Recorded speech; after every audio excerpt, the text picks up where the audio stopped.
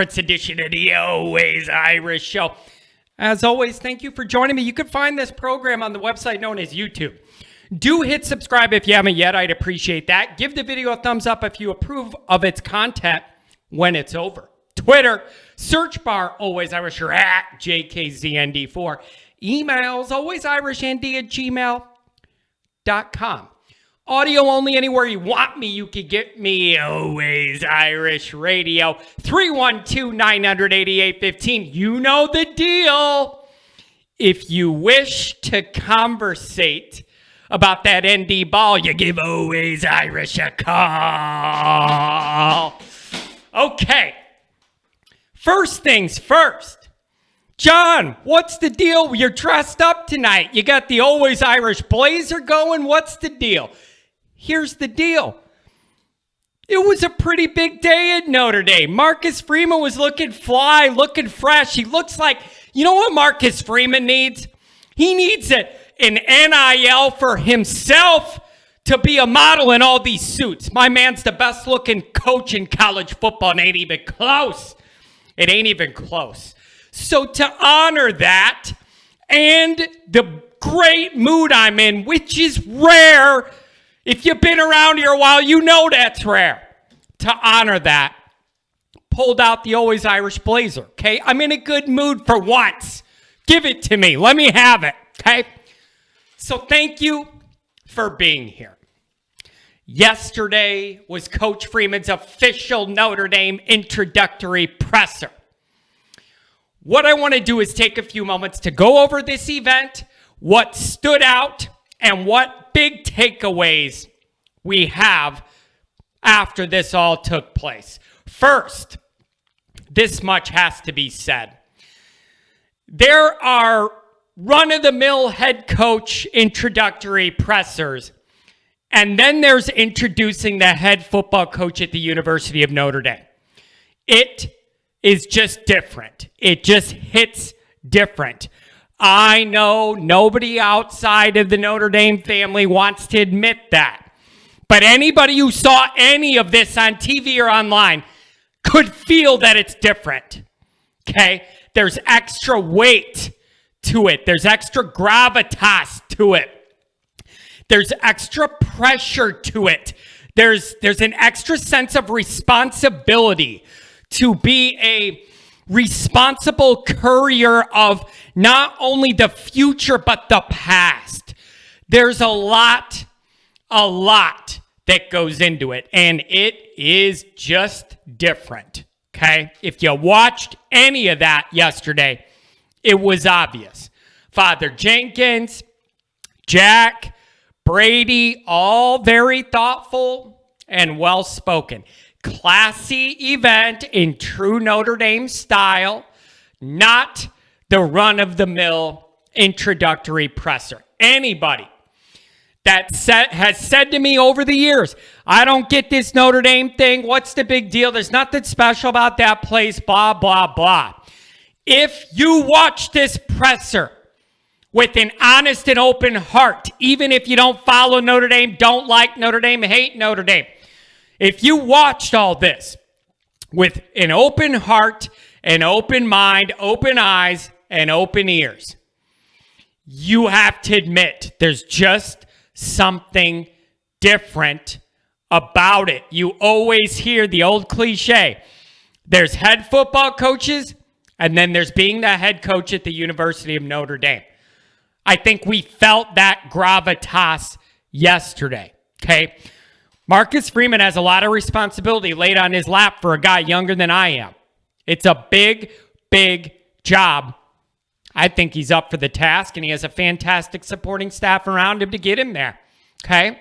So now let's get into some of Marcus specifically and what he had to say and the general thought. So here's where I want to start. Act for a moment like Marcus Freeman doesn't exist. Okay? He was never born. You don't know nothing. He's just not a factor. If you asked me, John, what kind of personality, tone, delivery, demeanor, mindset that I think would get Notre Dame to their next championship the quickest. And you just said, what does that guy look like? What is that vibe? What is that tone? What are the messages? What's important to him? All of that. If you ask me that question, my answer would be this guy. This is it. 100%. This is it. This is that model. This is that personality that I've had in my brain forever, thinking that's what it's got to be to win here. This isn't a job where any personality can come in and make it work and win a championship. You can win a lot of games. I didn't say you couldn't win a lot of games. Talking about trophies in the case and not the Camping World Bowl, Brian. Okay?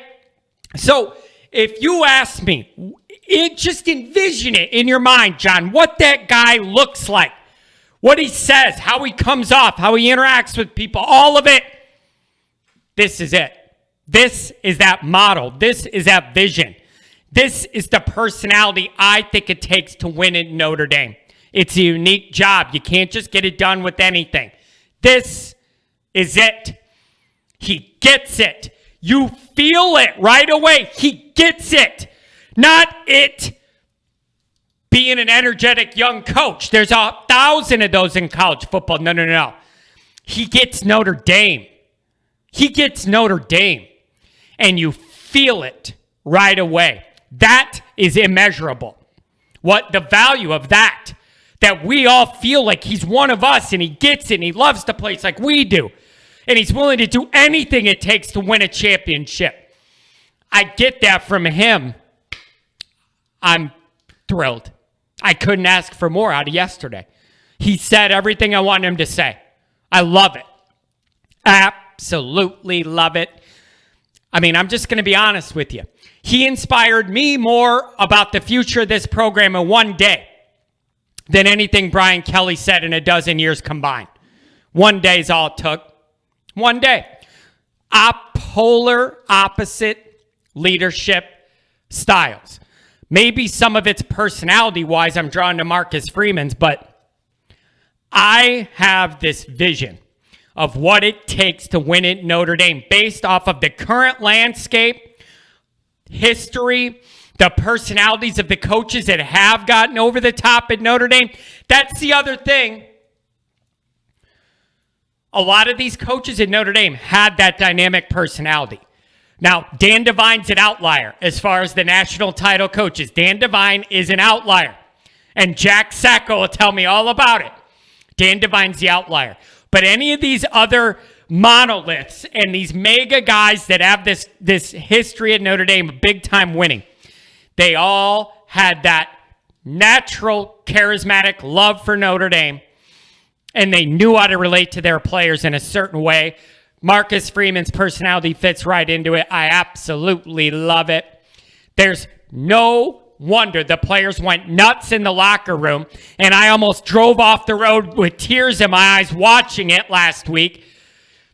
He's a charismatic guy. I cannot get enough. I'm thrilled. This is exactly what I wanted Notre Dame to do, and they finally did it. Takes a lot to make me happy. I'm there for now, and we'll get to that in a little bit. For now, I am. Okay, so he came off yesterday as real, genuine, humble, caring, inspired, honest, heartfelt, appreciative, driven, respectful. Marcus Freeman has made such waves in under a week. National media outlets that hate Notre Dame or at a minimum don't have anything good to say about him. It's either negative or nothing. You got people all over the country now looking at Notre Dame in a favorable way that never did before. Outsiders are speaking of us in a positive way that they never did before. That matters. That tells you this is different. It tells you he's already getting through to people. Notre Dame in a week has become likable. Everybody wants to root for this guy. We become young, modern, and hip in a week. This is Notre Dame we're talking about. Not USC out in LA or Miami and Miami, whatever. No. Notre Dame, South Bend, Indiana.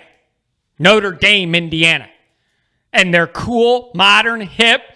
Even just being a modern, sleek, snazzy dresser sends a message like, I'm modern, I'm sleek, and I'm ready to get after it. Let's go. Like, there's nothing not to like. I love all of it. But the fact that you have these national media types and even some fans of other teams saying, man, it's hard not to like this guy. This is a vibe at Notre Dame I've never seen in my lifetime. I mean, you know, Lou did his thing, but I was too young for it. I mean, this is exactly what I want. It's exactly what I want. That's because Marcus is different. Marcus is special. He just gets it. Now, another piece of this, particularly with big scale national media, and this does deserve more talk than it's probably getting because people like me are worried about the football. But I've been reading and seeing a lot of national media talking about the importance of a 35-year-old non-white guy getting the Notre Dame head coaching job and what doors and avenues that can open up in the coaching ranks for minority candidates moving forward. That's pressure on Marcus too, to do a good job, show that can work, make it more likely other teams will go down that path, you know, later, whatever. But that's a very important piece of this to a lot of people, and another level at which people are going to be rooting for Notre Dame so that comes to fruition and hopefully opens the door for some good minority candidates in the college and the pros down the road. Again, nothing not to like. Things are good. Now I want to address some specific statements or quotes that Marcus Freeman said yesterday that stick out to me for various reasons. Here's number one. He spoke about the golden standard. Now, that is the closest thing to coach speak that I gathered that he said yesterday. Here's the deal, though. When Marcus says it, even though it's kind of coach speaky, I still think he's being genuine just because of his delivery. It's everything he says just comes off so heartfelt and genuine and well thought out. And man, it's refreshing. It's refreshing. There's an energy now on campus that wasn't there before. And I love it. Love it. Okay. So even when he says something like that, that's kind of coach speaking, it comes off genuine. Okay. Setting the standard. He also spoke about togetherness. To be humble enough to get up there as Notre Dame's head coach as a 35-year-old, something you could brag about and walk around like you're the guy. And he's up there saying, no one player wins a championship. No one coach wins a championship. We're all together. At a place like Notre Dame, that matters more than it does a lot of other places. That family feel, that camaraderie, all of that. That's a big piece of being at Notre Dame. All right? So that togetherness stood out to me. Number three. Boy, oh boy, does this get me excited. He says, if you're not an elite recruiter, this isn't the place for you to coach at. That is music to my ears. He says, if you're not an elite recruiter, this isn't going to be a good fit. Brian Kelly couldn't operate under that philosophy. You know why, folks? Because he'd have to fire himself. If that was his recruiting mantra, he'd have to fire himself. So it was impossible for Brian Kelly to have that angle and to take that approach. Then he says, if I'm not the lead recruiter, we're cheating the system, doing everybody a disservice. That is 100% the opposite of Brian Kelly. 100% opposite.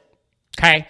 That is unbelievable. Marcus Freeman hit on that recruiting. He kept hitting on it. You know why? He gets it. He gets it, folks. he gets it. Okay? Next. He also said, I want these guys to see me as a husband, see me as a father. I don't see that many head coaches getting up in there, getting all these football questions, and they ask what's important. And he talks about family life, being a good role model as far as being a father and a husband. Again, that's a Notre Dame thing. That's just a Notre Dame thing. Those values. And you don't have to sacrifice those values to win a championship. With the right coach, both can be done. I've been saying it forever. I just didn't know who that coach was going to be till 11 months ago. So I love that feel and that's important to him. Here's what I liked the most, by far, the most out of all this. In regards to winning a championship at Notre Dame, not having a bunch of 10-win seasons, not making the playoff and losing, winning the national championship. No BS, no, pussyfooting around the bush here, none of that. Marcus Freeman said, we're not there yet. We're close, but we're not there yet. That's exactly how I feel about this program. To have him say that openly and honestly, I loved. Because you can't get where you need to go if you're not being honest with yourself and everybody involved. He could have got up there and said, we got everything we need and we just need to coach him up a little better and we can win a title. He didn't say that. He said, we're close, but we're not there yet. I love that honesty. I love that honesty. Love it. Beautiful.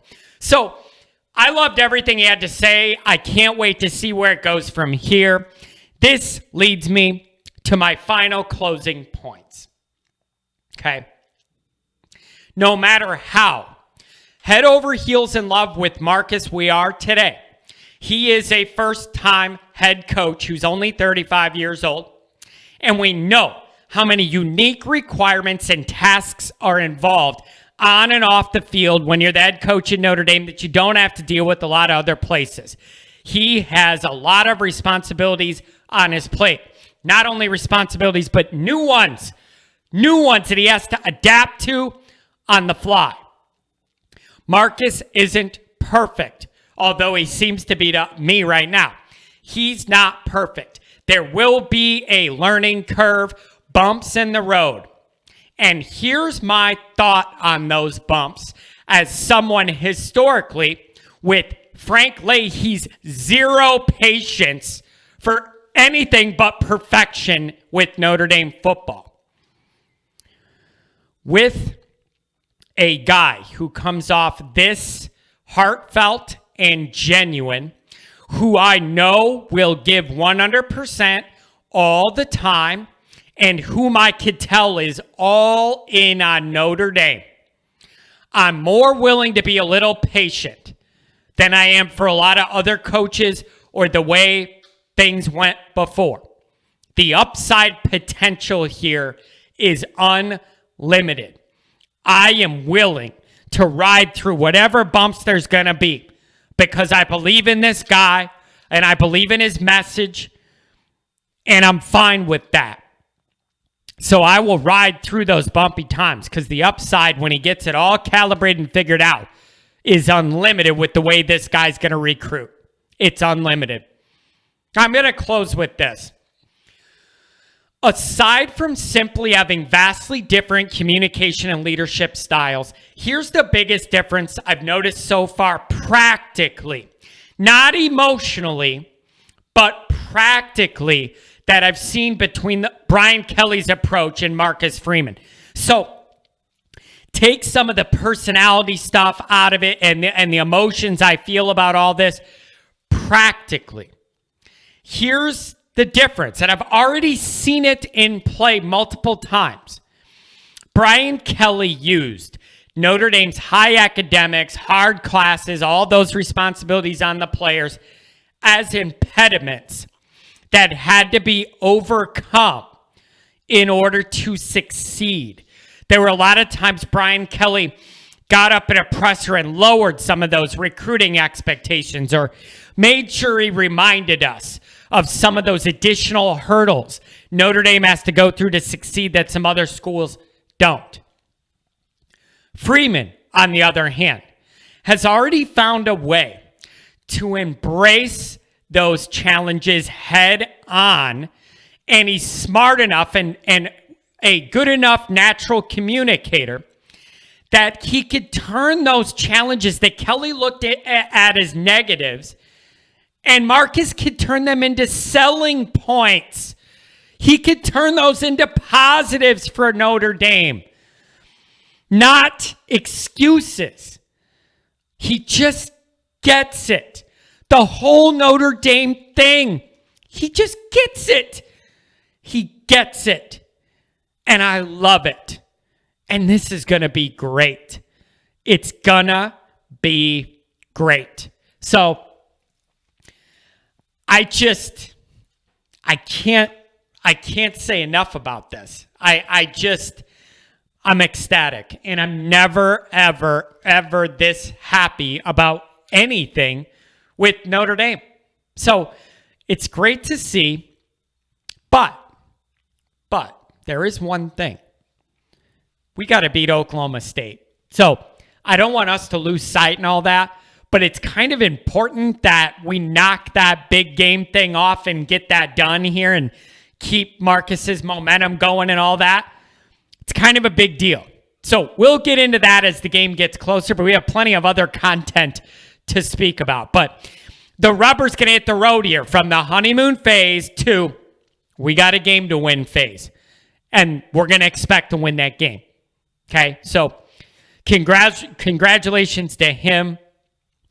Captain Jack, give him credit for not messing it up like he talked about yesterday. We're in a great spot. We're in great hands.